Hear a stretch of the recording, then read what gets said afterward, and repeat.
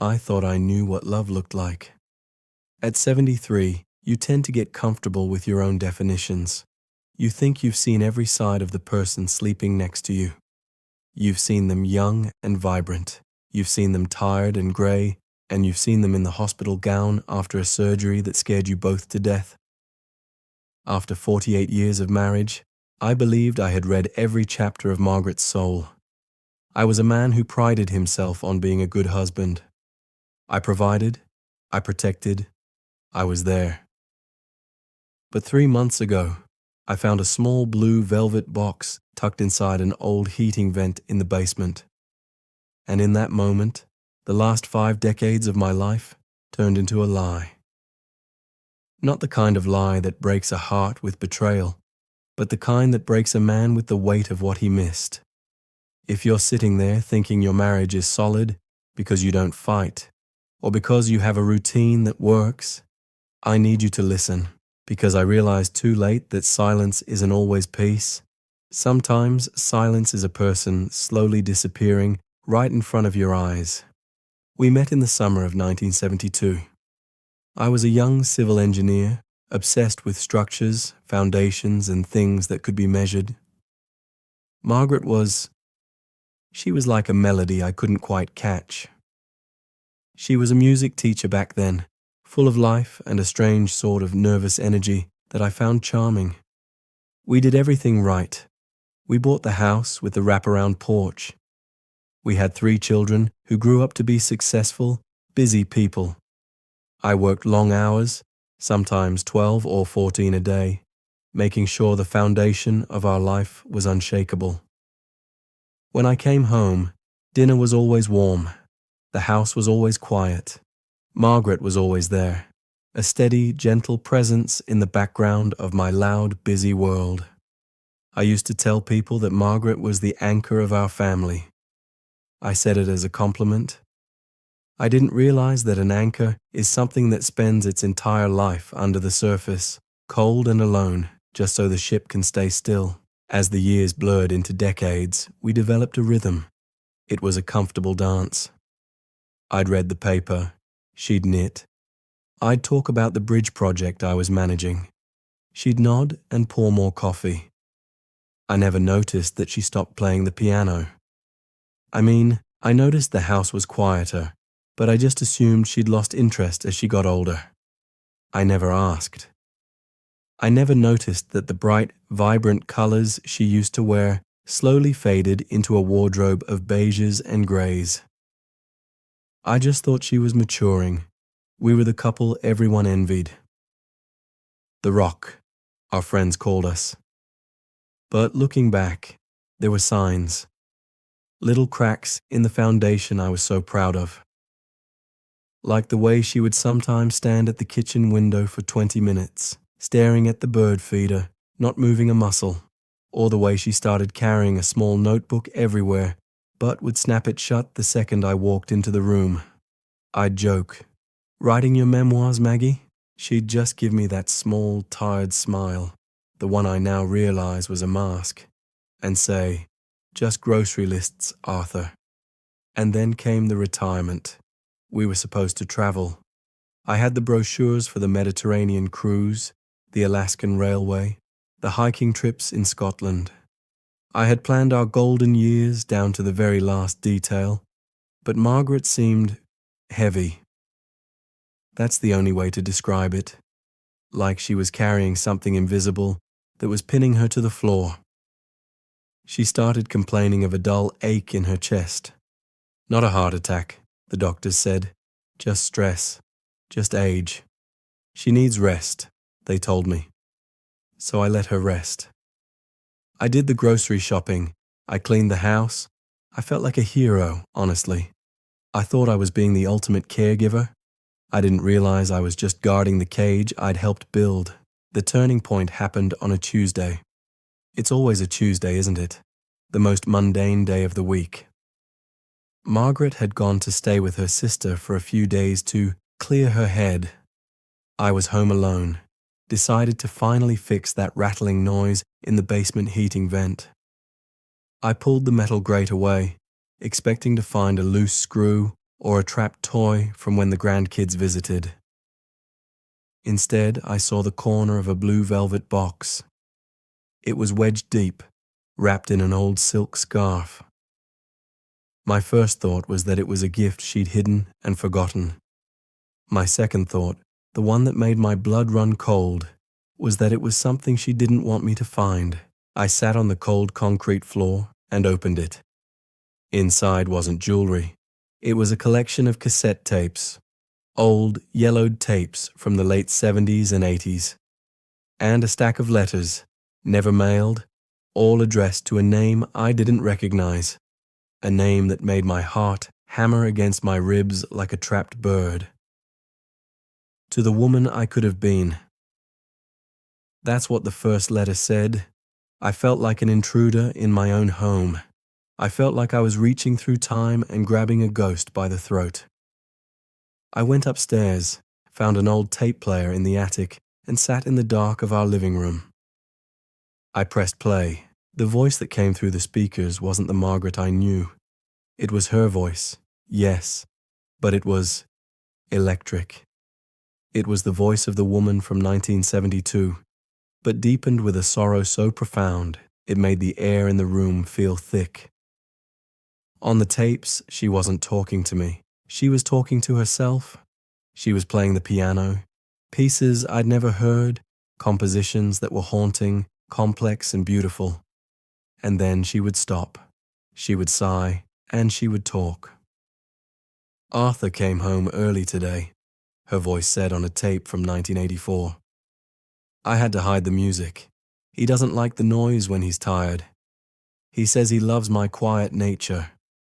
He doesn't know that the quiet is actually a scream. I'm disappearing, inch by inch. Every time I say, it's fine, a little bit of my soul turns to stone. He loves a version of me that doesn't exist. He loves the shadow I cast on the wall, not the person standing in the light. I sat there for hours, listening to tape after tape. I heard her talk about the art gallery that offered her a showing in 1991, a showing she turned down because I had a business trip that same week, and I needed her to host a dinner for the partners. I never even knew she'd been offered a showing. I never even knew she was still painting. She had hidden her canvases in the crawl space behind the water heater. She had lived an entire parallel life of creative fire and intellectual hunger, all while serving me meatloaf and nodding at my stories about bridge spans and concrete reinforcements. The shock wasn't a secret affair with another man. It was a secret affair with herself. It was the realization that my wife had spent 40 years pretending to be smaller, quieter, and duller, just so I could feel big and steady. I read the letters. They were dated every 5 years. They were check-ins with her lost self. Dear Margaret, one read, you are 50 today. You haven't played the Rachmaninoff in a decade. You told Arthur you liked the beige carpet he picked out. You hate beige. You love deep, blood-red velvet. Why didn't you tell him? Because he likes the house to feel airy. You're living in a cloud, Margaret. You're drowning in the airiness. I felt a wave of nausea. I looked around the room, the beige curtains, the neutral furniture, the sensible life I had curated. I thought I was giving her a peaceful home. I was actually giving her a sensory deprivation tank. I realized that every time I thought we were connecting, I was actually just talking at her. I was a broadcast, and she was just the receiver. She had mastered the art of the invisible sacrifice. She didn't do it out of weakness. She did it out of a misplaced sense of duty. A love that was so sacrificial, it became suicidal. And the worst part, the part that keeps me awake at night now, I let her do it. I enjoyed the benefits of her disappearance. I liked coming home to a quiet house. I liked having a wife who was always agreeable. I had mistaken her silence for consent and her smiles for happiness.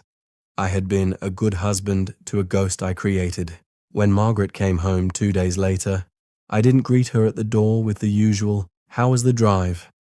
I was sitting at the kitchen table with the blue velvet box and the tapes spread out in front of me. She walked in, saw them, and froze. The bag of groceries she was holding slipped from her hand. A jar of pasta sauce shattered on the floor, red like the velvet she loved, spreading across the airy linoleum. We didn't speak for a long time. The ticking of the clock in the hallway felt like a hammer. She didn't cry. She didn't get angry. She just looked tired. More tired than I have ever seen a human being look. "You weren't supposed to find those," she said quietly. Her voice was thin, like paper. "Why, Margaret?" I asked. My voice was breaking. "Why didn't you tell me? Why didn't you fight for yourself? I would have changed." She looked at me then, really looked at me, with a clarity that was terrifying. "Would you have Arthur? Or would you have just been annoyed that the foundation was cracking? You didn't want a partner. You wanted a structural support, and I loved you enough to be that for you. But I had to put the rest of me somewhere, so I put it in the vent." That night, for the first time in 48 years, we didn't sleep in the same bed. Not because of a fight, but because I couldn't bear the weight of my own ignorance. I stayed up and listened to the last tape. It was recorded only a month ago. In it, she wasn't playing music. She was just breathing. And then she whispered, "I'm 73, and I'm still waiting for him to ask me a question I don't already know the answer to. I'm still waiting for him to see me." That was the moment I realized the shocking truth. The tragedy of most long marriages isn't infidelity or cruelty. It's the slow, steady erosion of curiosity. It's the moment you stop asking, "Who are you today?" and start assuming you already know. I had spent half a century with a stranger because I was too lazy to be a student of her soul. I had been an expert on the structure of our life, but I was a total stranger to the life itself. It's been 3 months since I found that box. Things are different now. They are uncomfortable. They are messy. The peace of our house is gone, replaced by a tense, vibrating honesty that sometimes feels like it's going to tear the roof off. We sold the beige furniture. There is a deep blood-red rug in the living room now. There is a piano in the corner, a grand piano, the kind she always wanted, and she plays it every morning. Sometimes the music is loud, sometimes it's discordant, sometimes it's so beautiful it makes me want to scream. I don't talk about my day first anymore. In fact, I don't talk much at all. I listen. I ask questions. I ask her what she's painting in the sunroom. I ask her what she thinks about the books she's reading. I'm 73 years old, and I'm finally on my first date with the woman I married in 1972. But here is the lesson. The thing that stays with me when I look at her now, sitting at that piano. You think you have time. You think the person you love will always be there, waiting for you to notice them. You think fine is good enough. But fine is the language of the dying. If you are listening to this, I want you to go to the person you love tonight. Don't ask them how their day was. Don't talk about the bills or the kids or the weather. Ask them something terrifying. Ask them, "What part of yourself have you been hiding so that I can stay comfortable?" Ask them, "If you could start your life over today, what would you do differently?" And then, and this is the hardest part, you have to shut up and listen, even if it hurts, even if it breaks the foundation you spent decades building. Because it is better to live in a ruin of truth than in a palace of lies. I missed 40 years of Margaret's music. I'll never get those years back. I can't unhear the tapes of her loneliness. I can't unsee the grey clothes she wore to blend into my walls. All I can do now is try to make the next 10 or 15 or however many years we have left as loud and as colourful as she deserves. I'm 73, and I've learned that the most shocking thing you can discover about your partner isn't a hidden secret. It's the hidden depth of their own endurance. It's the fact that they've been waiting a lifetime for you to finally, truly wake up. Don't sleepwalk through your love. The cost of waking up late is regret. The cost of never waking up at all is losing a person who was right there the whole time. Don't let the silence become the only thing left of you. Open the vents, listen to the tapes, ask the questions before the music stops for good.